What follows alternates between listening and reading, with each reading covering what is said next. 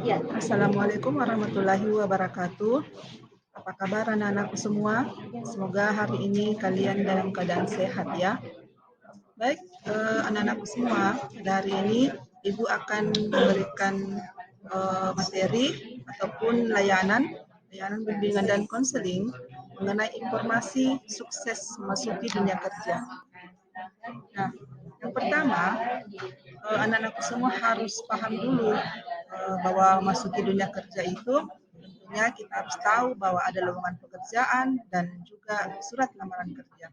Lowongan pekerjaan itu adalah jabatan yang belum terisi dan lowongan pekerjaan ini dapat anak-anak peroleh dari media massa dan internet. Sekarang kita sudah bisa browsing tentang lowongan pekerjaan apa yang bisa kita masuki. Terus mengenai surat lamaran kerja itu adalah surat resmi yang ditulis oleh pelamar untuk perusahaan yang akan menerimanya sebagai karyawan. Nah, anak-anakku semua, faktor penyebab sulitnya mendapatkan pekerjaan itu ada secara internal maupun dari secara eksternal. Secara internal itu kita selalu memiliki sikap dan mental yang selalu berkeluh kesah.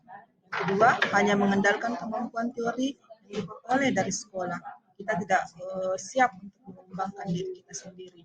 Nah, secara eksternal, karena adanya kondisi ekonomi yang makro dan mikro, tenaga kerja maupun lapangan pekerjaan yang saat ini sudah semakin sempit, kemudian adanya budaya korupsi dan kompetisi antara pelamar yang tidak sehat.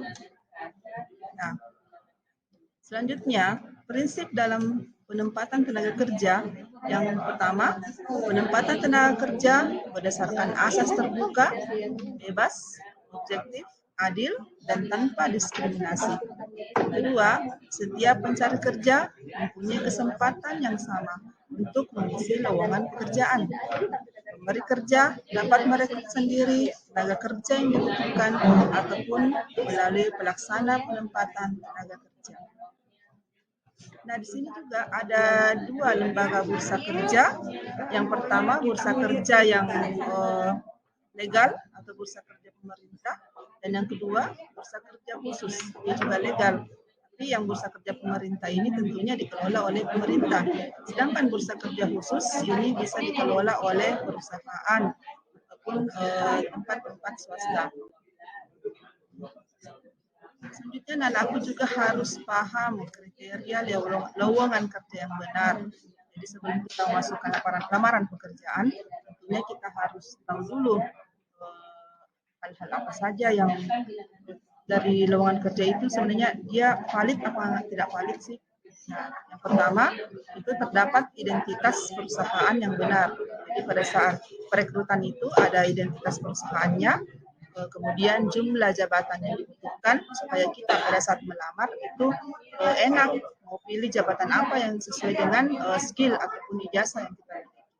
Yang ketiga, jumlah tenaga kerja yang diperlukan pada setiap jabatan, dan kita bisa milih di jabatan ini kira-kira saya bisa lolos tidak ya. Jadi harus jelas jumlah tenaga kerjanya. Kemudian syarat jabatannya seperti apa, itu juga harus jelas dari formulir ataupun dari pengumuman lowongan kerja yang diberikan oleh perusahaan. Kemudian batas waktu pemenuhan lowongan, dan yang terakhir adalah alamat pemberi kerja.